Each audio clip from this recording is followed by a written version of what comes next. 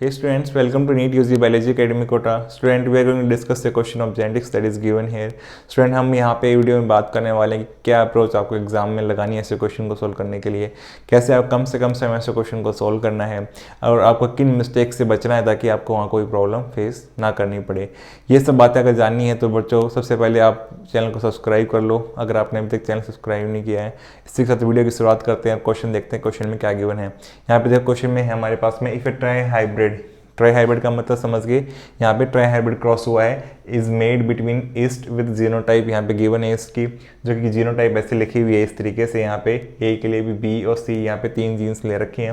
What proportion of offsprings will be of genotype, यहाँ पे genotype A B और सी का जीनोटाइप ये निकालना है, यहाँ पे कितना प्रोपोर्शन यहाँ पे ऑफस्प्रिंग का इस जीनोटाइप से होगा ये आपको बताना है। ट्राई हाइब्रिड को देखो, यहाँ पे ट्राई हाइब्रिड समझ जाओ। सबसे पहले ट्राई हाइब्रिड वर्ड आया, ट्राई हाइब्रिड का मतलब यहाँ पे 3 मोनोहाइब्रिड्स, कितने 3 मोनोहाइब्रिड्स, कितने यहाँ पे 3 मोनोहाइब्रिड्स यहाँ पे एक साथ हो रहे हैं। तीनों जीन्स कैसे इंडिपेंडेंट है, तो यहाँ पे क्या होगा कि तीनों जीन्स इंडिपेंडेंट है, तो यहाँ पे 3 मोनोहाइब्रिड एक साथ चल रहे हैं, इसलिए हमने इसको क्या बोला है ट्राई हाइब्रिड। ये बात समझ में आ गई। अब देखो यहाँ पे जो लिखा हुआ है, यहाँ पे जो है स्लैश मार के लिखा हुआ है तो उसको हम डायरेक्टली ऐसे लिख सकते हैं, कोई प्रॉब्लम नहीं है। स्लैश की फॉर्म में जो है पहले लिखते थे, अब जनरली हम ऐसे लिख लेते हैं, तो इसको मैंने यहाँ पे ऐसे लिख दिया है तो कोई प्रॉब्लम नहीं है। यहाँ पे ए भी हेटेरोजाइगस था क्योंकि यहाँ पे भी हेटेरोजाइगस है, बी हेटेरोजाइगस है, यहाँ पे भी हेटेरोजाइगस था इसलिए, और सी भी हेटेरोजाइगस है तो यहाँ पे भी हेटेरोजाइगस लिख लिया। अब इसका क्रॉस इसी सेम जीनोटाइप वाले इंडिविजुअल से हुआ है, ए भी हेटेरोजाइगस, बी भी हेटेरोजाइगस, सी भी, क्योंकि यहाँ पे तीनों जीन्स अलग अलग हैं। ट्राई हाइब्रिड क्रॉस हो रहा है, तीनों जीन्स इंडिपेंडेंट हैं, इसलिए हमने यहाँ पे ट्राई हाइब्रिड कंसीडर करके इसके रिजल्ट्स को बताना है। और आपको यहाँ पे निकालना क्या है कि आपको बताना है यहाँ पे जिसका जीनोटाइप ये होगा homozygous recessive for A, homozygous recessive for C, ऐसे वाले इंडिविजुअल या प्रोजेनी कितने आएंगे जिनके पास ये जीनोटाइप होगा, ये आपको बताना है। तो आपको मेथड बहुत सिंपल लगाना है। यहाँ पे मैंने बताया कि ट्राई हाइब्रिड के अंदर 3 मोनोहाइब्रिड क्रॉस चल रहे हैं, तो आपको केवल एक जीन को एक टाइम पे देखना है और उसी की मोनोहाइब्रिड को वहाँ पे प्रोबेबिलिटी को लगाते हुए तीनों की प्रोबेबिलिटी आप निकाल सकते हो।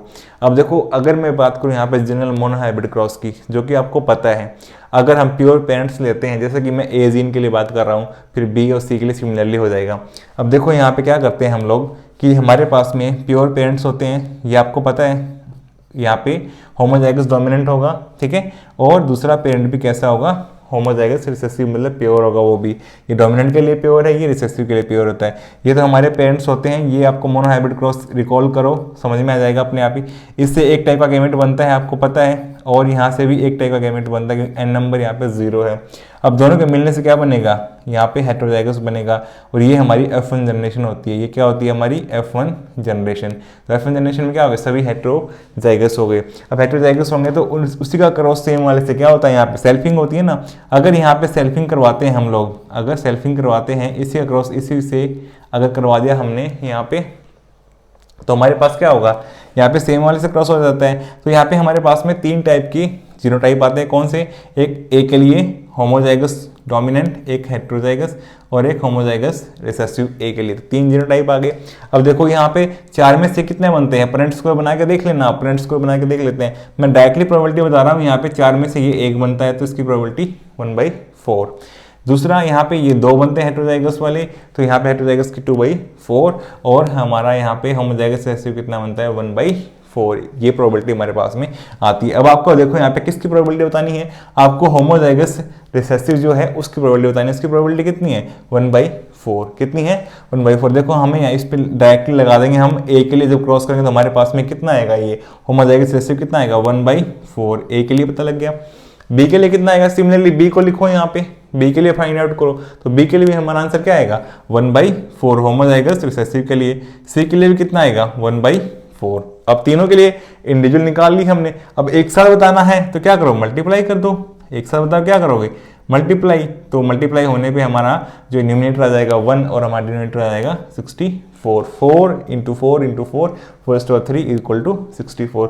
आउट ऑफ 64 कॉम्बिनेशन हमारे पास में केवल एक ऐसा होगा जो कि यहाँ पे जिसमें सारी जीन्स कैसी होंगी, होमोजाइगस रिसेसिव फॉर्म में, ए के लिए भी, बी के लिए भी, सी के लिए, मतलब तीनों जीन्स कैसी होंगी, होमोजाइगस रिसेसिव कंडीशन में होंगी। तो उम्मीद कर रहा हूँ बच्चों आपको ये क्वेश्चन समझ में आया होगा। इसके जगह पे देखो यहाँ पे 2 जीन्स भी हो सकती हैं, तो उसमें आंसर हमारा 1/16 हो सकता है अगर ऐसा सेम पूछ लिया जाए तो बस प्रैक्टिस करना। 3 के लिए मैंने बता दिया, 2 के लिए निकाल सकते हो। 2 में क्या होगा, ए या बी दे दे या बी या सी दे दे, कोई भी जीन यहाँ पे लेटर ले सकता है, कोई दिक्कत नहीं है उसके अंदर। तो यहाँ पे 2 के लिए निकालेंगे तो हमारे 2 के लिए निकालेंगे तो सिंपली यहाँ पे मोनोहाइब्रिड क्रॉस लगा देंगे 2 जीन्स का। एक का हमें पता है, किसी का ही पूछ सकता है, वो हो सकता है किसी को यहाँ पे होमोजाइगस डोमिनेंट दे दे किसी जीन्स का, किसी का यहाँ पे हेटेरोजाइगस पूछ लिया जाए, किसी का होमोजाइगस रिसेसिव पूछ लिया जाए, तो ये अलग अलग भी हो सकता है, कोई प्रॉब्लम नहीं है। बस आपको ये बेसिक क्रॉस लगाना है, बेसिक क्रॉस लगाओगे मोनोहाइब्रिड वाला और आपको सबकी प्रोबेबिलिटी पता लग जाएगी, फिर आपका आंसर भी बहुत करेक्ट आएगा, उसमें प्रॉब्लम नहीं होगी। इसलिए यहाँ पे आंसर सी क्या हो गया, हमारा करेक्ट आंसर 1/64। यहाँ पे हमें प्रोबेबिलिटी ही बतानी थी कि वहाँ पे टोटल कॉम्बिनेशन में से कितने ऐसे होंगे। तो आपको जनरली प्रोबेबिलिटी ही पूछी जाती है एग्जाम के अंदर, और कभी कभी परसेंटेज भी आ सकती है, तो उसके अकॉर्डिंग आप आंसर चूज कर लेना।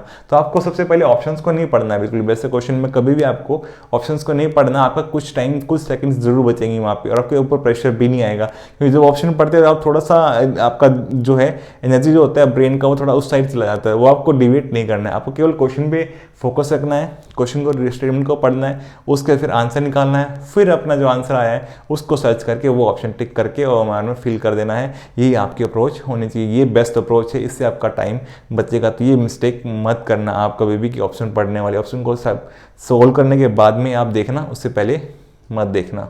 उम्मीद कर रहा हूँ बच्चों आप क्वेश्चन अच्छे से समझ में आ गया होगा, इसीलिए वीडियो को लाइक करो, कमेंट करो, शेयर करो, और चैनल अभी तक सब्सक्राइब नहीं किया, चैनल को सब्सक्राइब कर लो। Thank you for watching the video, see you in the next video.